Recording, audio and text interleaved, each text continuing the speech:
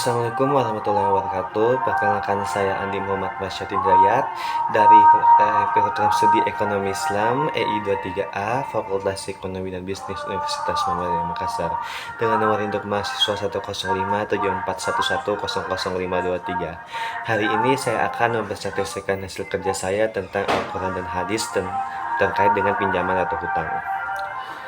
Oke. Lalu ada beberapa hal yang akan kita bahas. Yang pertama itu konsep dasar, lalu yang kedua dalil, yang ketiga etika pengembalian, lalu ada yang keempat akad. Dalam rutinitas harian itu, individu kali berhadapan dengan situasi yang mendorong mereka untuk melanjutkan transaksi finansial. Salah satunya adalah utang atau pinjaman. Lalu pada saat ini kemiskinan itu jadi tingkat pengangguran menjadi persoalan yang sangat mendasar di Indonesia. Yang pertama itu ada konsep dasar. Meminjam dan meminjamkan adalah perjanjian untuk memberikan nilai dari suatu barang yang dimiliki orang lain tanpa mengurai atau merusaknya, serta mengembalikannya pada waktu yang telah disepakati. Aktivitas pinjam-meminjam dianggap sunnah, namun dalam kondisi tertentu bisa menjadi wajib atau bahkan haram.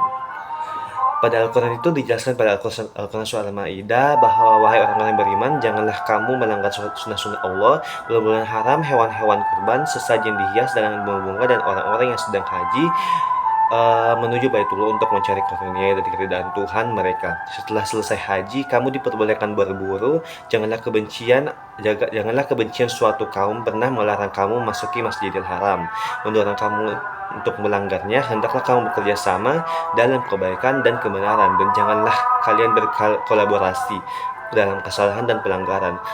Berdoalah kepada Allah, sesungguhnya siksa Allah sangatlah berat. Yang kedua sendiri adalah dalil. Dalam Al-Quran itu dijelaskan tentang siapa yang Al-Quran surat Al-Baqarah ayat 245, yang dimana siapa yang bersedia memberikan pinjaman yang baik kepada Allah, maka dia akan menghendakannya. Allah yang menentukan pengurangan dan penambahan harta seseorang, dan kepadanya semua akan dikembalikan. Lalu pada hadis itu, pada Ibnu Abbas radhiyallahu anhu menyapa mereka berdua dengan berkata, aku tegaskan bahwa para leluhur yang dijamin adalah untuk jangka waktu yang telah dibolehkan dan disetujui oleh Allah.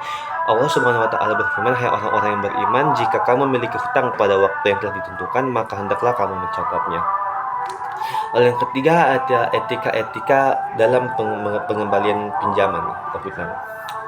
Malikiyah berargumen bahwa pemilik barang tidak diizinkan untuk mengembalikan kembali barang mereka kecuali setelah periode yang telah disetujui atau setelah periode yang pantas. Jika tidak terdapat aturan yang spesifik mengenai lama pinjaman dari pemilik barang atau setelah barang yang dipinjam tersebut dipakai sesuai dengan kebutuhan.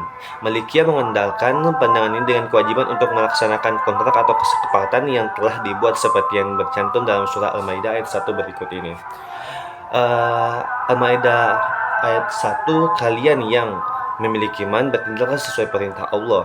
Segala jenis hewan ternak telah diizinkan untuk kalian makan, kecuali yang telah dijelaskan kepada kalian serta berburu saat menjalani ibadah haji. Sesungguhnya itu Allah menentukan apa yang inginkan.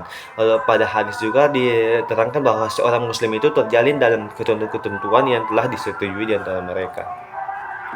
Lalu yang keempat ada akad-akad yang digunakan pada pinjam-meminjam atau hutang. Akad ariyah atau praktik peminjaman adalah akad bentuk muamalah atau transaksi dalam jurisprudensi Islam. Peminjaman mengacu pada mengizinkan orang lain mengambil manfaat dari suatu barang yang diizinkan tanpa merusak esensinya, dengan harapan bahwa barang itu akan dikembalikan dalam kondisi aslinya setelah manfaatnya digunakan. Seperti yang disebutkan bahwa kata al-ariyah dalam bahasa adalah topik pinjaman. Kata ini digunakan untuk menampilkan perjanjian pinjaman atau barang. Dari al-qiyah atau al-farah perlahan-lahan diambil dari ara berarti pergi atau dizaza dan keja'a. Oke, itulah hasil kerja saya. Kesimpulannya itu akad pinjaman itu bisa dilakukan dalam kehidupan sehari-hari, tapi ada batasan dalam menggunakannya. Ada kalanya kita bisa menggunakan pinjam meminjam, tapi ada juga kalanya kita tidak diperbolehkan untuk pinjam meminjam. Semua terkait dengan bagaimana apa yang sedang terjadi pada diri kita sendiri. Sekian dari saya, jika ada kesalahan kata mohon dimaafkan. Wabillahi taufiq wal hidayah. Wassalamualaikum warahmatullahi wabarakatuh.